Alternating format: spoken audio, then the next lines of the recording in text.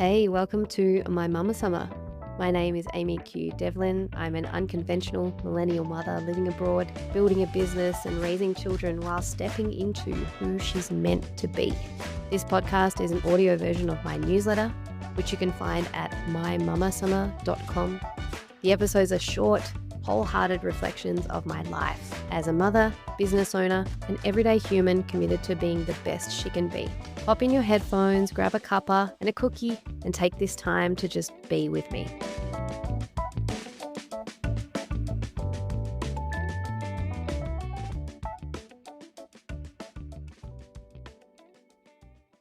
I have never encountered anyone who says women don't have a right to express anger.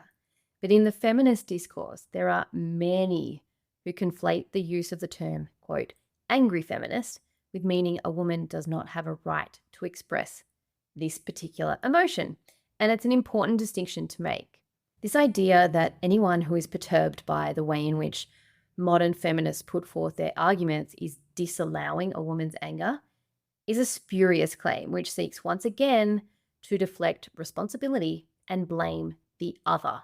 When we're on the defensive, as feminists are, when we're righteous in our actions, we're so consumed by our own narrow worldview and the validity of our own behavior that we become unreceptive to the detriment of our personal growth. We also often fail to take on feedback or consider how our exploits affect others. It's a selfish road to take. And of interest to me is this egregious use of, quote, righteous anger within feminist circles to justify their antisocial and inappropriate behavior and prevent people from calling them out on this behavior. And yes, I understand these two words are subjective. What is antisocial or inappropriate to one may be social or appropriate to another.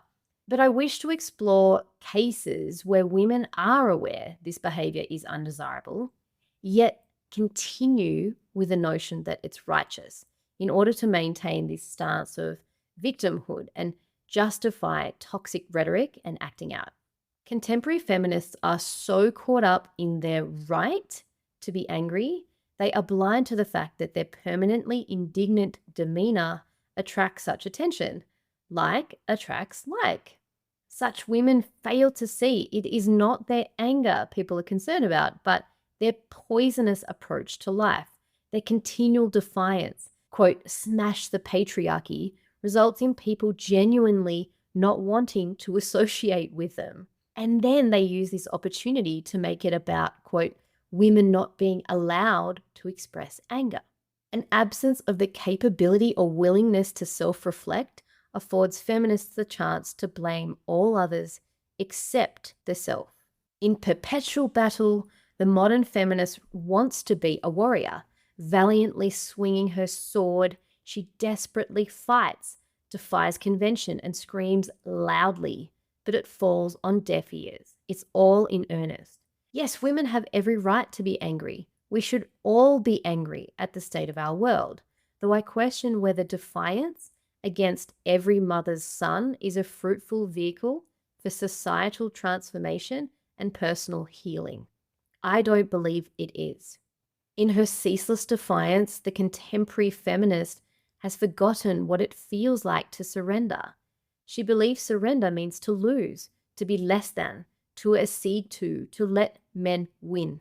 In her quest to achieve equal status to men, she has identified with the masculine and robbed herself of the primal feminine. A woman disconnected from her feminine will seek power and authority either by becoming like men or becoming liked by men. When a woman believes she exists only by male definition or male attention, she becomes alienated from her own force of creativity, from healthy relationships with men, and from the spontaneity and vitality of living in the moment.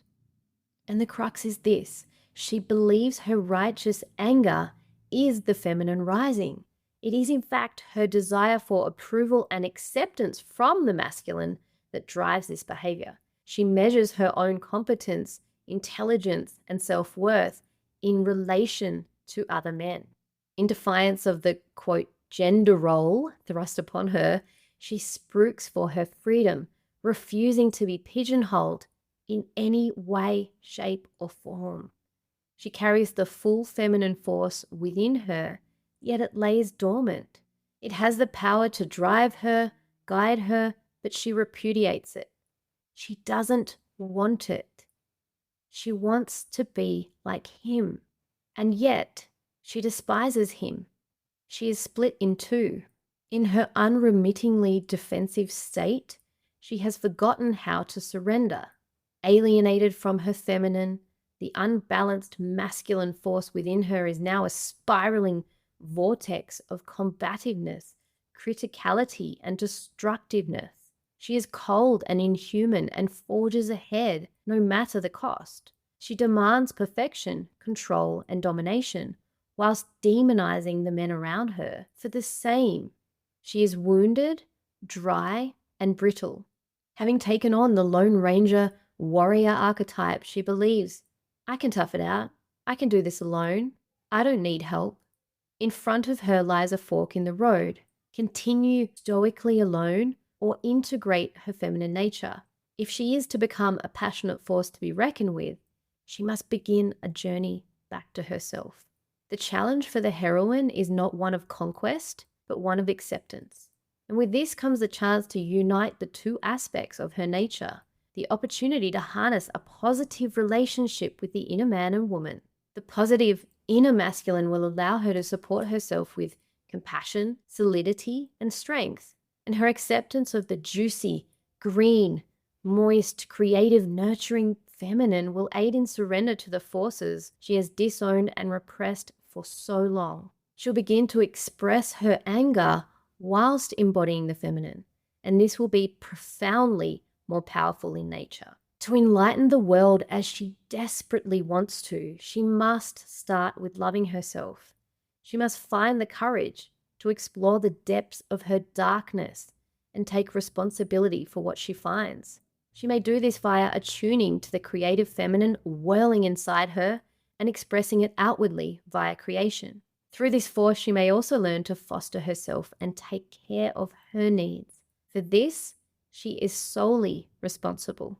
Dualism has allowed feminists to blame men for the imbalance on the planet without taking responsibility for their own desire for control and greed.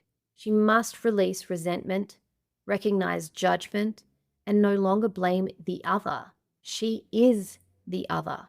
She must not idolize the masculine nor repress the feminine. She must recognize her separation from the feminine and seek to balance both archetypal forces within herself. She must be responsive, not reactive, reliable, not reckless. She must no longer be a danger to herself and others. She must channel her anger into positive pursuits. Yes, a woman has the capacity to fiercely roar, though most of the time she purrs. She is the unwavering source of creation.